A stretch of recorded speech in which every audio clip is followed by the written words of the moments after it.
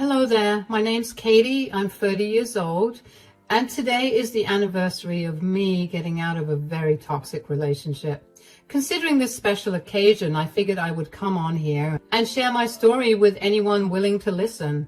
So a little about myself. I had a pretty normal childhood growing up.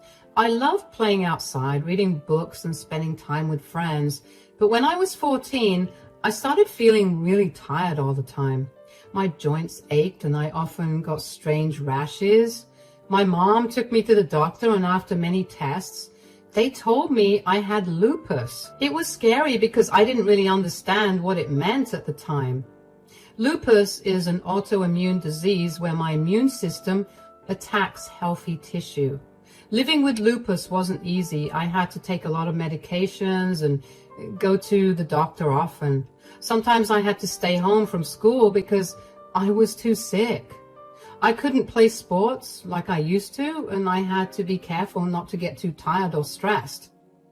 It was hard watching my friends do things I couldn't do anymore. But my family was very supportive. They helped me manage my illness and encouraged me to focus on things I could still enjoy, like reading and drawing. When I got to college, I was nervous about how I would manage my lupus on my own, but I was determined to make it work. I made sure to take my medications regularly and get enough rest. I also told my professors about my condition so they could understand if I needed extra help. And that's when I met David. David and I met during our sophomore year of college. It was at a friend's party and he caught my eye right away. He was charming and had a great sense of humor. We talked all night and I felt like we had an instant connection. After that night, we started spending a lot of time together. David was always so attentive and caring. He would bring me coffee when I was studying late and always made me laugh. We had a lot of fun together and he seemed to support my dreams and goals. David was also incredibly supportive and understanding of my health struggles. He would often accompany me to doctor's appointments, help me manage my medications, and always make sure I rested when I needed to. His care and empathy gave me a sense of security and reassurance that I had found someone who truly cared about my well-being. We dated for about 2 years before he proposed. I was so happy and thought I had found the perfect partner. We got married a few months after graduation, and I believed we were going to have a wonderful life together. After David and I got married, he started changing. At first, it was little things that didn't seem like a big deal. He would make comments about my clothes, saying they weren't appropriate or that I should dress more like his friend's wife. I thought he was just trying to help, but it made me feel bad about myself. Then, when I wanted to go out with my friends for a girls' night, David got really angry. He said I should stay home with him instead and told me that married women shouldn't go out without their husbands. Feeling guilty, I stayed home even though I really wanted to go. Things got worse when it came to cooking. One evening, I was making dinner and David came into the kitchen. He looked at what I was making and said it wasn't good enough. He threw the food away and told me to make something else. I was so upset because I had worked hard on that meal, but he didn't seem to care about my feelings at all. I reached my breaking point with that, and a few days later, I confronted David about it. Can we talk? About what now? I just feel like you've been really mean to me lately. Mean? What are you talking about? You keep making comments about my clothes. You say they're not appropriate and that I should dress like your friend's wife. It hurts my feelings. Oh, come on, Emma. I'm just trying to help you look better. You should be thankful. Thankful? It doesn't feel like help. It feels like you're criticizing me all the time. You're overreacting. If you can't handle a little advice, that's your problem. It's not just the clothes. When I wanted to go out with my friends, you got so angry. You said married women shouldn't go out without their husbands. You yelled at me for wanting to do something so basic. You made me feel guilty for even wanting to see my friends. Because it's true. You're married now. Your place is with me, not out partying with your friends. But I miss them. I miss having a life outside this house. And I wasn't going to party with them. We were just going to have dinner at a fancy restaurant. It feels like I'm trapped here. Oh, please, you're being dramatic. You have everything you need here. Why can't you just be happy? I try to be happy, but it's hard when you treat me like this. Last night when I was cooking dinner, you said it wasn't good enough and you threw it away. I worked so hard on that meal, David. It was like you didn't care about my feelings at all. If it wasn't good enough, it wasn't good enough. I'm not going to eat something that doesn't taste right just to spare your feelings. Do you even hear yourself? It's not just the food. It's about how you make me feel. Like nothing I do is ever good enough for you. Well, maybe if you tried a little harder, things would be different. I do try. I try so hard to make you happy, but it feels like you don't appreciate anything I do. Maybe because you're always whining about how hard everything is instead of just doing it. I'm not whining. I'm trying to tell you how I feel, but you never listen. You always dismiss me like my feelings don't matter. Because you're always making a big deal out of nothing. You need to toughen up, Emma. Life isn't always going to be easy. I know life isn't easy, but I need you to be my partner, not my critic. I need you to support me, not tear me down. Support you? You're supposed to support me. That's what a wife does. I do support you, but it should go both ways. We should support each other. Well, maybe you should think about what you can do to make things better instead of complaining all the time. I just want us to be happy, David. I want to feel loved and appreciated. If you want that, then stop being so sensitive and start acting like a proper wife. A proper wife? What does that even mean to you? It means doing your job without making everything about your feelings. Just be better, Emma. I don't know how much longer I can take this, David. I need you to understand how much you're hurting me. Well, maybe you should think about how much you're hurting me with all this drama. I'm done talking about this. I can't keep feeling like this, David. Something has to change. Then you better figure out what you need to change, Emma, because I'm not the problem here. I felt even more confused and hurt. His words echoed in my mind, making me doubt myself. I wondered if I really was too sensitive, or if I should just try harder to please him. But deep down, I knew I couldn't keep ignoring how his behavior made me feel. I felt trapped in a cycle of trying to meet his expectations while losing sight of my own happiness. It was clear that David didn't see my side or understand my feelings. I felt lonely and unsure about what to do next. I knew I deserved to be treated with kindness and respect, but I didn't know how to make David see that. His dismissive attitude left me feeling small and powerless, wondering if there was any way to make things better or if I would always feel this way in my own marriage. David also started controlling our money. He gave me a small allowance and got mad if I spent too much. Once I bought a new dress for a special occasion and he yelled at me for wasting money. He made me return it, and I felt so embarrassed. David wasn't the same person I fell in love with. He became controlling, mean, and disrespectful. It was like he didn't care about me anymore. I realized that the kind, supportive person I thought I married was gone, and I didn't know how to get him back. David's attitude towards my health condition also shifted. He became impatient with my need for rest and would sometimes belittle my symptoms, saying I was exaggerating or being lazy. He started to question why I couldn't do certain things or why I needed to cancel plans due to flare-ups. It was as if he expected me to just push through my illness without understanding the toll it took on me physically and emotionally. When we discussed starting a family, I was hesitant because I knew pregnancy would pose serious risks due to my lupus. Lupus is an autoimmune disease, which means my immune system attacks my own body.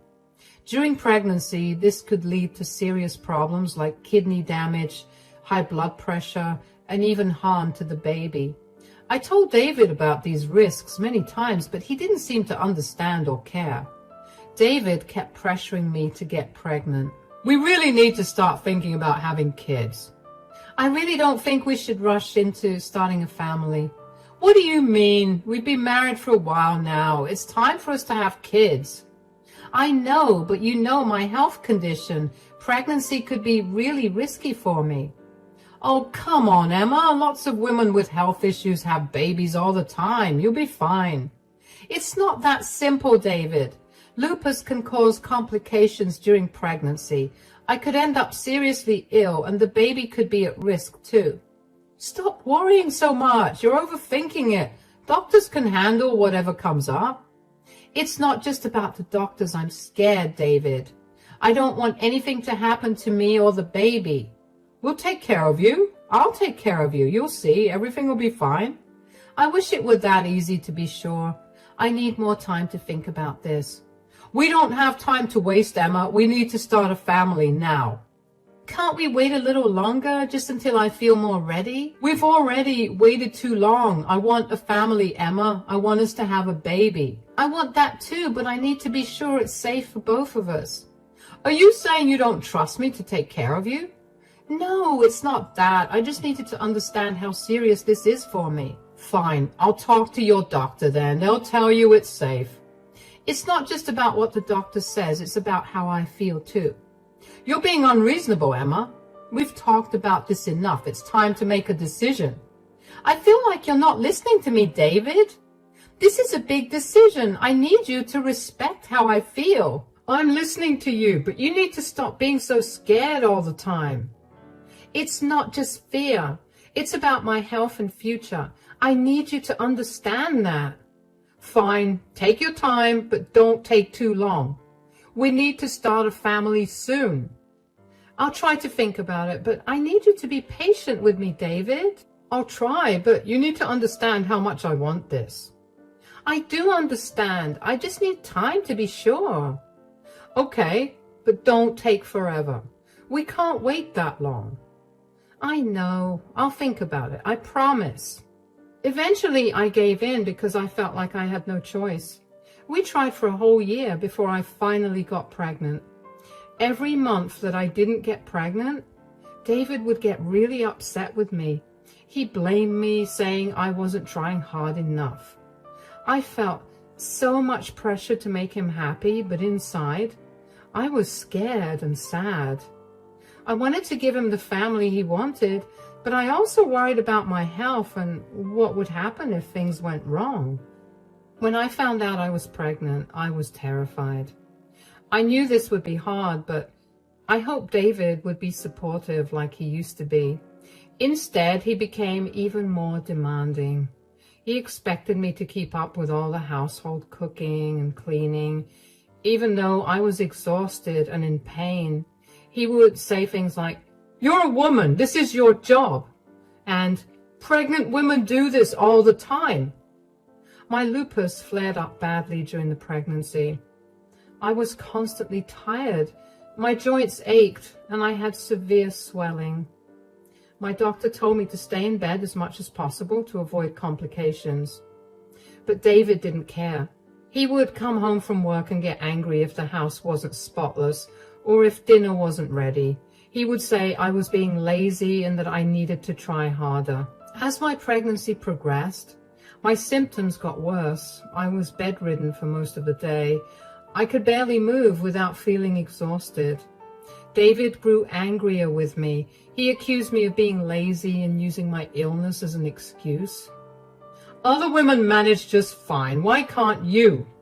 he would shout. His words hurt, and I felt more alone than ever. I felt useless and frustrated. Every day was a struggle to get through, and David's anger only made it harder. I needed his support, but all I got was criticism and blame. It was clear that he didn't care about me or our baby. He only cared about what he wanted. One day, I felt a sharp pain in my abdomen and started bleeding. I was rushed to the hospital where the doctor told me I was having a miscarriage. The doctor said my body couldn't handle the stress of the pregnancy because of my lupus. I was devastated. I felt like my world had fallen apart. I had tried so hard to make this work, despite my fears and my health issues. I blamed myself even though I knew it wasn't my fault. The pain of losing the baby was unbearable. David's reaction made everything worse. Instead of comforting me, he blamed me. Oh, you need to get yourself together. Sitting around here isn't going to help anything. Are you serious? I just lost our baby. I need time to grieve. Time to grieve? What good is that going to do? You need to be useful for once. Go back to work and do something productive. I can't believe you're saying this to me right now. I'm heartbroken. Maybe if you had taken better care of yourself, this wouldn't have happened. You failed as a woman. How can you say that to me? This isn't my fault. I did everything I could. Stop making excuses. Just get up and go to work. We can't afford for you to sit around feeling sorry for yourself. I can't believe you're being so cruel. I just lost our baby. Enough with the drama. It's time to move on and get back to reality. I don't think you understand how much pain I'm in right now. Maybe if you actually did something useful for once instead of moping around, you wouldn't feel so sorry for yourself. How can you be so heartless? I need your support, not your criticism. Support? What do you want me to do, Emma? I can't fix this for you. Just go to work and do your job. I thought you loved me. I thought you would be there for me. Love has nothing to do with it. This is about being responsible. I can't believe I married someone who could say these things to me. Well, maybe you should think about that while you're at work. I realized then that the man I married was gone. He had been replaced by someone who didn't care about me or my well-being. His words cut deep. I was already heartbroken, and his cruelty made it unbearable. After the miscarriage, I felt completely broken. David's cruel words kept echoing in my mind, and I knew I couldn't stay in that house any longer. I decided to go to Sarah's house, my mother-in-law. She had always been kind to me, and I hoped she would understand. With tears streaming down my face, I packed a small bag and left. Sarah, my mother-in-law, has always been like a second mom to me. She raised 3 boys, including David, and I think she saw me as the daughter she never had.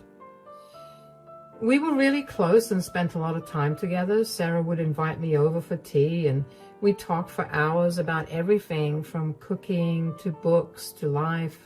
Since David didn't let me hang out with my friends much, I ended up spending even more time with Sarah. She became my confidant, someone I could talk to about anything. But when David started changing after we got married, I didn't tell Sarah. I was scared that she wouldn't believe me or that it would ruin our relationship. Sarah always saw the good in David, and I didn't want to disappoint her. When I arrived at Sarah's doorstep, I was sobbing uncontrollably. Sarah opened the door and immediately pulled me into a hug. She could see how distressed I was and quickly ushered me inside. Emma, what's wrong? What happened? I'm so sorry for coming to you this way. Oh no, don't you dare apologize for coming to me. I'm glad you came here. Why don't you take a few deep breaths and then you can tell me why you're so upset. Please, don't be mad at me, but it's David. He's been so cruel to me. Ever since we got married, he's changed. He pressured me into getting pregnant even though I told him it was risky because of my lupus. Oh, Emma, why would I ever be mad at you? I'm so sorry. I knew something was off, but I had no idea it was this bad. Go on, tell everything. He forced me to get pregnant, and then during the pregnancy, he treated me so badly. He expected me to do all the housework, even when I was feeling terrible because, my lupus began flaring up. And when I miscarried, he blamed me for it. He said I failed as a woman and forced me to go back to work the very next day. What? How could he say that to you? That's unforgivable. I'm so angry right now. No one should treat you like that, especially not my son. I raised him to be a good and respectful human being. I know, And Sarah, I really tried so hard to make him happy. I did, I swear. But nothing I did was ever good enough. I know you tried hard. And if I'm being honest, you have no reason to try so hard. David was being a grade A jerk and was simply making your life harder to feel better about himself. I had no idea he was being this awful. You don't deserve any of this. Why didn't you tell me anything? I was scared you wouldn't believe me, or that it would ruin our relationship. Believe you? Of course I believe you. I'm furious with David for treating you this way. You're like a daughter to me. I would never doubt you. Thank you. I really didn't know where else to turn. You did the right thing by coming here. I'm going to make sure David pays for this. He can't treat you this way and get away with it. But what can we do? First, I'm going to evict him. He can't stay here after what he's done, and I'll make sure he knows that his behavior is completely unacceptable. I have no idea what I would do without you. Thank you so much for believing me. You've survived far too long without any help. Now, I'll take care of everything. I'll talk to my lawyer and make sure David gets what he deserves. He's not going to hurt you anymore. You have no idea how relieved I am to hear that. Your family, Emma. I'll always have your back. You can stay here with me as long as you need. We'll figure this out together. You're strong. You'll get through this, and I'll be here every step of the way. David needs to understand that his actions have consequences. I hope he does. I just want to move forward and heal from all of this. You will. You're not alone. We'll take it one day at a time, but for now, just rest. I'll handle David and make sure he can't hurt you anymore. Thank you, Sarah. I feel so much better knowing you're on my side. Always, Emma. Always. Sarah didn't waste any time. She immediately started making phone calls. First, she called her lawyer to draft an eviction notice for David, and after we got married, Sarah offered to let us live in her house at minimal rent because we needed a place to stay and we weren't doing so well financially. Sarah never bothered to increase our rent, so we really were living in that gorgeous house for next to nothing. Sarah did not want David to have the benefit of living there at all after what I told her. She made it clear that his behavior was unacceptable and that he wasn't welcome anymore. She had the notice made as soon as possible so I could go back home with it in my hands. When I got home that evening, I felt a mix of nerves and determination. I knew what I had to do, but it didn't make it any easier. I walked into the house and David was sitting on the couch watching TV. I took a deep breath and went over to him. David, we need to talk. What now? I had a long day. Can this wait? No, it can't. I need you to pack your bags. What are you talking about? I went to see Sarah today. I told her everything and she's evicting you. Here is the eviction notice. You need to be out by the end of the week. You'll get the divorce papers soon as well. You did what? You went crying to my mother? How dare you? Yes, I did. I told her how you've been treating me. She was appalled. She's on my side because she did not raise a pathetic loser who could not respect his wife. This is ridiculous. You're blowing everything out of proportion. You can't do this to me. All I did was ask you to get a job instead of moping. It's called distracting yourself. I'm not blowing anything out of proportion. You've been cruel and heartless. This is the consequence of your actions. You need to leave. And where am I supposed to go, huh? You think you can kick me out and I'll disappear? That's your problem now. You can't stay here. Sarah has made that clear. You're serious? She actually wrote an eviction notice? Yes, she did. You have until the end of the week to pack up and leave. Look, it's even notarized. This is insane. I'm your husband. You can't just throw me out like this. You stopped being my husband the moment you decided to treat me like I was worthless. I deserve better than this, and your mother agrees. You'll regret this. You think you're strong now, but you'll miss me. You'll see. No, I won't miss the way you made me feel. I won't miss the pain and the tears. I'm taking control of my life, and that means you have to go. This is unbelievable. After everything I've done for you, this is how you repay me? Everything you've done for me? You mean the constant criticism, the pressure, and the blame? I don't owe you anything, David. You need to leave. Fine, I'll go. But don't expect me to forgive you for this. You're making a huge mistake. The only mistake I made was staying with you for so long. Now please pack your things and leave. David stormed off to the bedroom, slamming the door behind him. I felt a sense of relief wash over me. For the first time in a long time, I felt a spark of hope. I knew it wouldn't be easy, but I was ready to start over. I was ready to heal and find happiness again. Thankfully, David moved out by the end of the month. He was crashing at a friend's place until he could find another apartment to rent out. But Sarah wasn't done with her revenge yet. The next thing Sarah did was call David's boss, who happened to be an old family friend. She explained the situation and asked if there was any way David could be demoted and transferred to a different location, far from where we lived. His boss agreed, understanding the severity of the situation. David would be sent to a less desirable position in a different city, making it harder for him to cause me any more pain.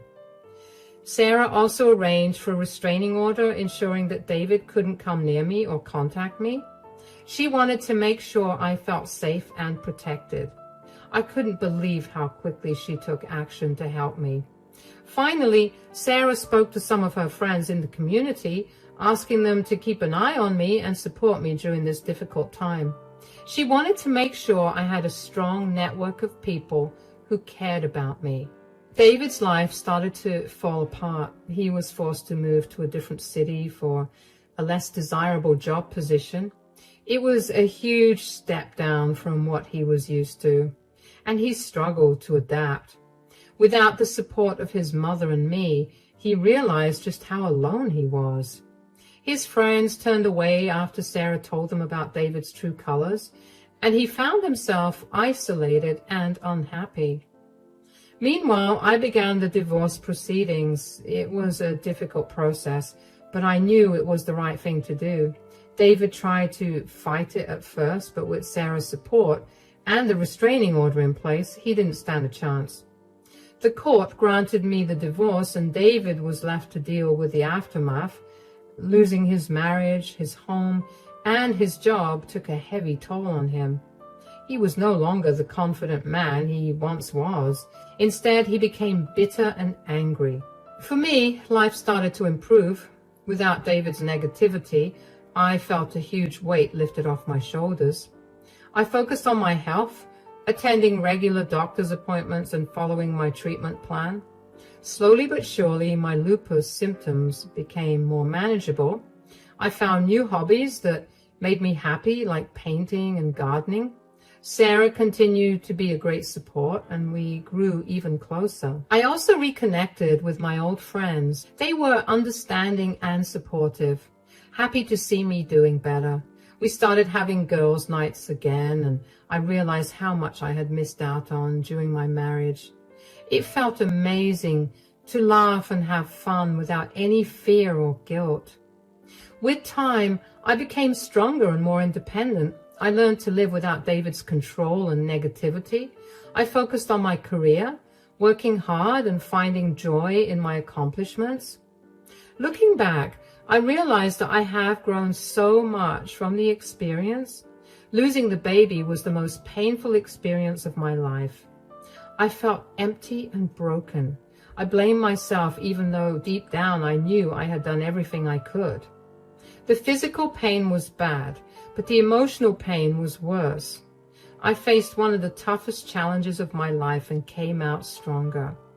David's downfall was a result of his own actions, and honestly, it was well deserved. I couldn't let his choices ruin my life. Instead, I chose to move forward and build a better future for myself. I learned that I am capable, strong, and worthy of love and respect. My journey wasn't easy, but it led me to a place of peace and happiness. I'm grateful for the support of Sarah and my friends, and I'm excited about what the future holds.